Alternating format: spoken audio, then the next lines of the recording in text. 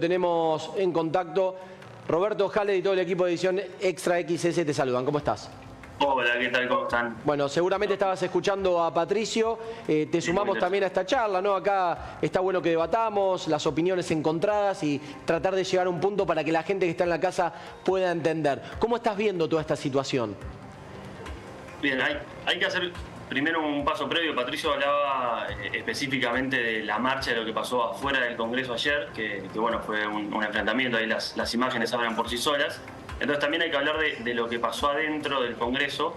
Adentro del Congreso estamos teniendo una sesión larguísima de un proyecto de ley que se modificó muchas veces durante sus tratamientos, durante su discusión en las comisiones, y que tal vez lo más importante que tenemos que rescatar de todo esto es que el gobierno bajó el capítulo fiscal, que era el capítulo central para la estrategia fiscal y económica del gobierno, y esa baja del capítulo fiscal se puede explicar, por un lado, porque si seguían insistiendo con esa suba de retenciones a las economías regionales, los gobernadores no los iban a apoyar y no iban a poder sancionar el proyecto de ley como querían, y por otro lado, muy importante porque simbólicamente el gobierno necesita que el proyecto de ley sea aprobado, que el proyecto de ley ómnibus, ¿no? Hay que distinguir al público súper informado, como somos nosotros acá hablando, y al público, el argentino promedio, que sabe que el proyecto de ley sale o no sale, pero mucho más no sabe. Entonces, el gobierno necesita que este proyecto salga como una victoria política. Si el proyecto no sale, es una derrota de fuerza política, una derrota institucional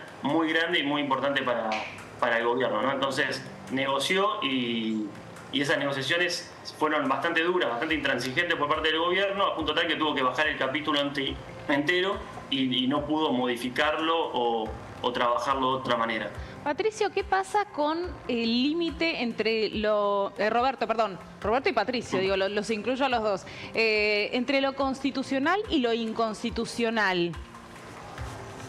Bien, ahí tenemos que ver, yo creo que la discusión sobre lo inconstitucional está más sobre el DNU que sobre el proyecto de ley, ¿no? El proyecto de ley tiene todo un proceso de control de constitucionalidad mientras se trata y se debate en el Congreso, y después la justicia puede volver a hacer un nuevo control de constitucionalidad a pedido de parte sobre los proyectos de ley que se sancionan.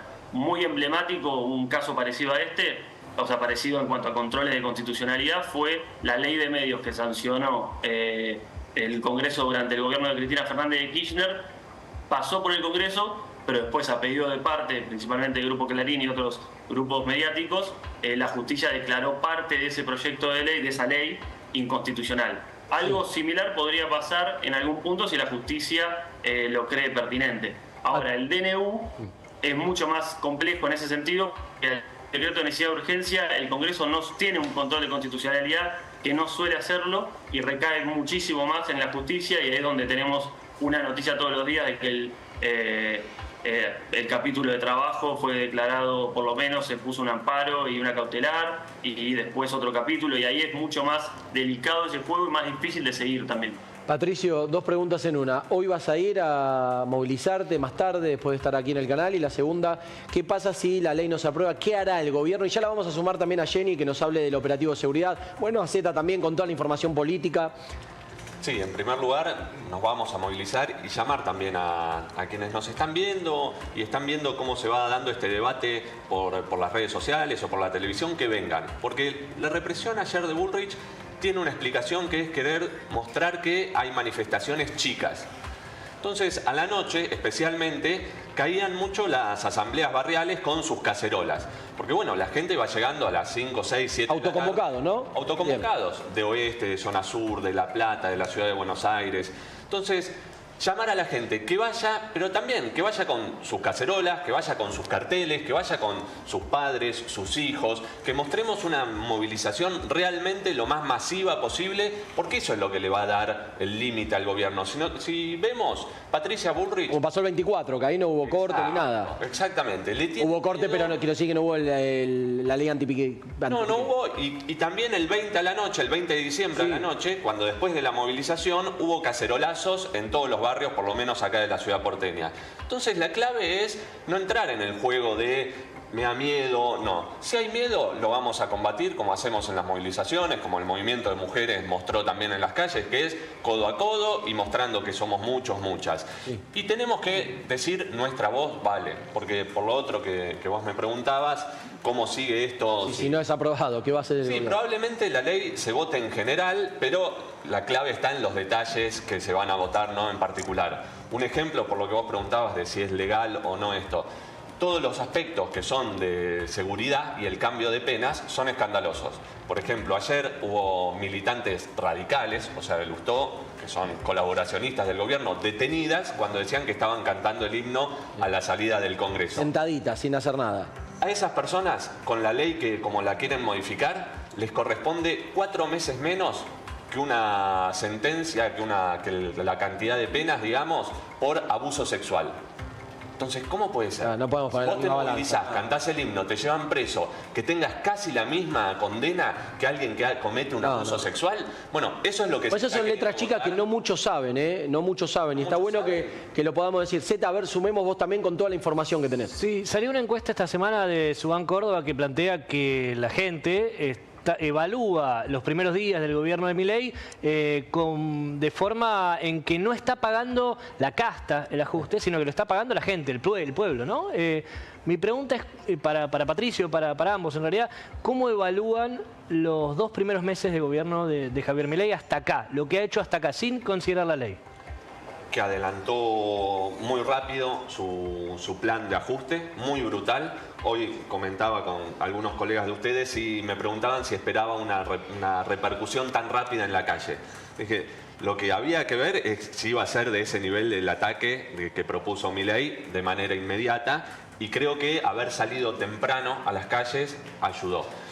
Me parece que es un gobierno que ya está muy debilitado, por más que hay que ver cómo termina la votación. Si se aprueba la ley ómnibus, puede llegar a reforzarlo, puede ser una victoria para Milei que necesita. Hay que ver cómo se aprueba, porque sin el capítulo fiscal, que lo sacaron, insisto, para favorecer a sectores concentrados del poder económico, después va a tener que hacer otro ajuste. Entonces, en marzo, vos lo habrás leído, Zeta seguro, el 2% de superávit que dijo el FMI que pactó con el gobierno sería un ajuste que no hay antecedente a nivel mundial del nivel de ajuste en tan poco tiempo como el que el FMI dijo que Milei se comprometió a hacer con él. O sea, si estábamos mal, imagínense a dónde vamos. Entonces yo creo que la clave del gobierno va a estar en cómo se empieza a mostrar ese malestar en las calles.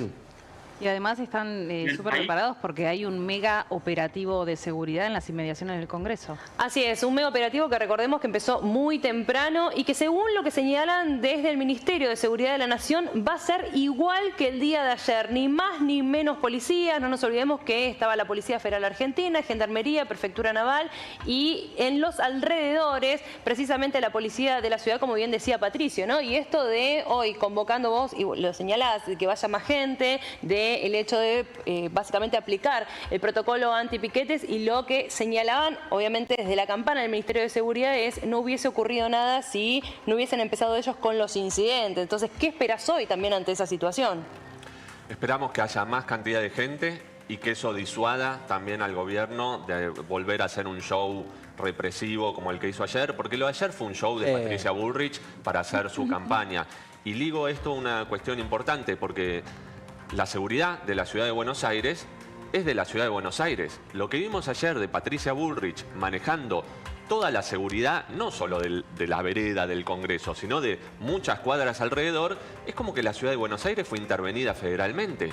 Entonces, eso no se votó en el Congreso. Jorge Macri, que es un Muppet de Milei, porque si no debería decir, no, oiga, señora, la seguridad de la ciudad de Buenos Aires la tengo yo. Y sin embargo, no dicen nada, se prestan. Entonces es toda una serie de ilegalidades. Ellos mismos están haciendo una serie de ilegalidades. Desde el proyecto que no está, el DNU que es trucho, y para resguardarlos usan una represión completamente por fuera de la ley. Recordemos que todo lo que tiene que ver, por ejemplo, con edificios nacionales, sí o sí tiene que estar la Fuerza Federal. Estamos hablando de lo que es alrededor del Congreso. Y después, respecto a lo que decía Patricio, casi siempre lo que son los alrededores es la policía de la ciudad. Acá seguramente hubo un acuerdo entre ellos para para poder ampliar las cuadras y que tomen las fuerzas federales esta situación. Y no nos olvidemos de algo muy importante. Ayer hubo 6 detenidos, como bien decía Patricio, 4 mujeres y también 2 hombres. Las mujeres fueron liberadas. Los hombres todavía están en la sede de Madariaga de la Policía Federal Argentina, aguardando precisamente que sean indagados por el fiscal de la causa y ahí determinar su liberación o si van a continuar en esa situación que es de detenidos. Decías, Patricio, recién que bueno que lo de ayer fue un show de Bullrich. Digo, ¿no es una especie de campaña del miedo? Porque digo, poder llevarte a 4 personas detenidas, así de la nada, digo, eso se puede. Chicas que estaban paradas cantando el himno, manifestándose, digo, es una campaña del miedo. No sé si es tanto un show como para mostrar lo que ves, para que la gente se asuste y diga, mira, aunque estés paradito, quieto y cantando el himno, yo te llevo igual. Son las dos cosas, creo, es un show, lo digo en el sentido de la brutalidad del despliegue, ¿no? Mostrar la cantidad de camiones hidrantes.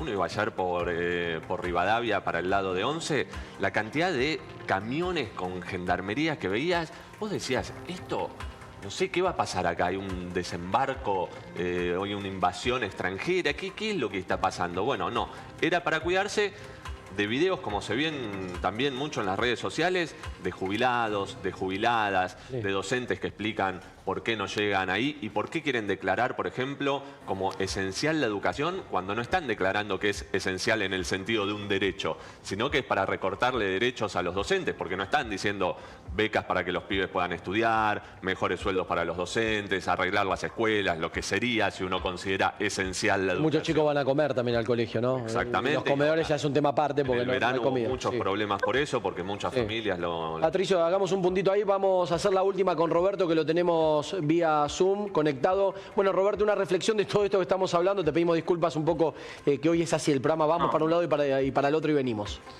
No, está perfecto. Gracias por la invitación igualmente.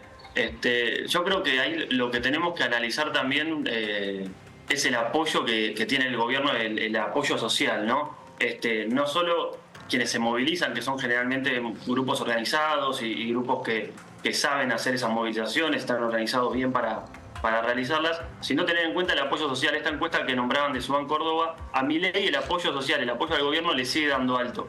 Es verdad que el gobierno entró con una agenda muy agresiva en cuanto a las reformas que plantea. Es verdad que por lo menos es un gobierno que tiene agenda propia e impone agenda propia, que es algo que el gobierno anterior tal vez fallaba bastante. Y en esa agenda propia va avanzando, por ahora con un nivel de apoyo bastante elevado. Estas movilizaciones que de las que participa Patricio van a tener más sentido, van a golpear más a la legitimidad del gobierno cuando en ellas participen no solo movimientos organizados, sino también cuando sea el grueso de esas movilizaciones la espontaneidad, ¿no? Mientras esas movilizaciones las hagan sindicatos, partidos de izquierda o cualquier otro que entre en la bolsa retórica de enemigos del gobierno, que el enemigo los plantea así con términos bastante peyorativos como orcos y demás, mientras sean esos quienes marchen en contra del gobierno, retóricamente para el gobierno es una victoria. Comunicacionalmente puede demostrar que son sus